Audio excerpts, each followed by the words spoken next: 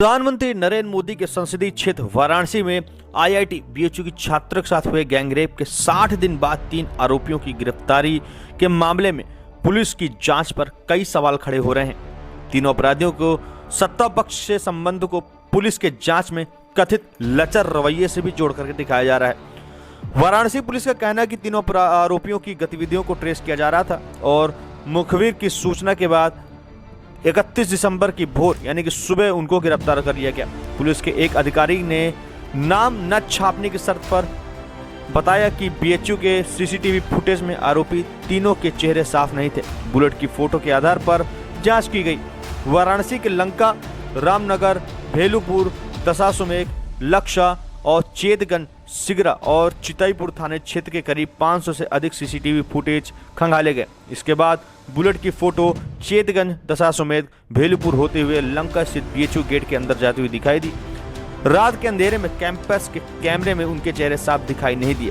पीड़िता के बयान के आधार पर फोटो की मिलान कराई गई। इसके बाद फेसबुक, इंस्टाग्राम और ट्विटर के माध्यम से उनकी तलाश शुरू हुई। मोबाइल नंबर के आधार पर उनकी लोकेशन उत्तर प्रदेश के बाहर, मध्य प्रदेश और कई बार लखनऊ में मिली। इनको भनक न लग सके इसलिए पुलिस ने स्थिरता से इनके नंबर को इलेक्ट्रॉनिक माध्यम से ट्रेस किया। उधर मुखबिर को अपने घर के आसपास लगाया था। जैसे ही उनके घर में होने की सूचना की पुष्टि हुई, पुलिस ने 31 दिसंबर की सुबह 3 बजे के आसपास बुलेट समेत तीनों को उनके घर से उठा लिया यानी कि गिरफ्तार कर लिया। वहीं दूसरी तरफ तीनों अपराधियों की गिरफ्तारी के बाद हिमांशु जायसवाल का नाम सामने आया। ट्वीट सोशल मीडिया पर वायरल है। ट्विटर पर हिमांशु ने अपना परिचय बीजेपी आईडी सेल के जिला अध्यक्ष के रूप में करते हैं। उनके 24 दिसंबर के ट्वीट में बीजेपी आईटी सेल के प्रदेश सह संयोजक हर्ष चतुर्वेदी और शशि शेखर द्वारा ली गई एक मीटिंग का जिक्र है, जिसमें घटना के 2 आरोपी कुणाल पांडे और सक्षम पटेल दिखाई देते हैं।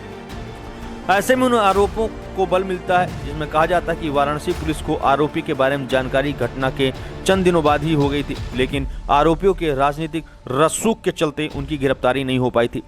घटना में 3 आरोपियों की गिरफ्तारी के बाद पुलिस ने अभी तक कोई भी आपराधिक बयान या प्रेस कॉन्फ्रेंस नहीं किया है। आरोपियों की गिरफ्तारी कर स्थानीय कोर्ट में पेश किया गया।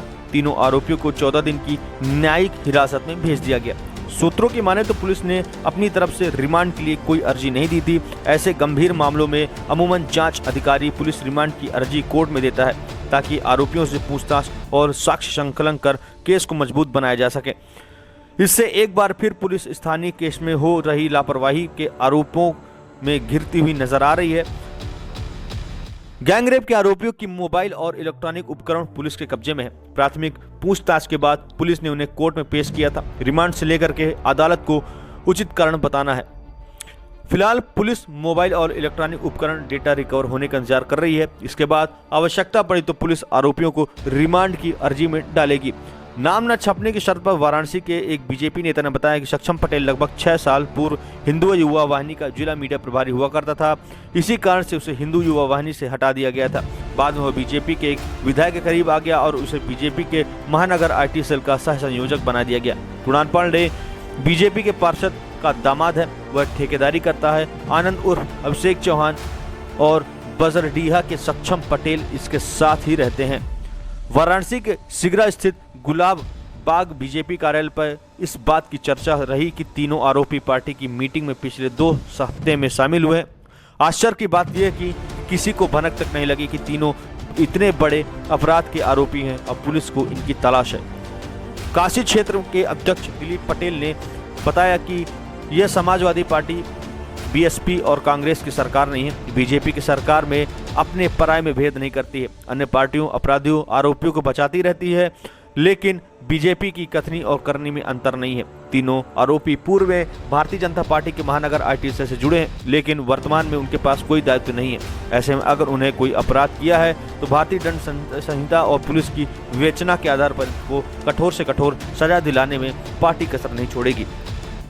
अब आपकी इस विषय में क्या राय है? जो भी राय हो कमेंट करके जरूर बताइएगा। साथ ही हमारे चैनल को सब्सक्राइब कर बेल आइकन दबाइएगा ताकि हर एक खबर से आपको रूबरू कराते रहे। फिलहाल इस वीडियो में इतना ही। दीजिए हमको इजाजत। मिलते हैं अगली वीडियो में। तब तक के लिए जय हिंद, नमस्कार।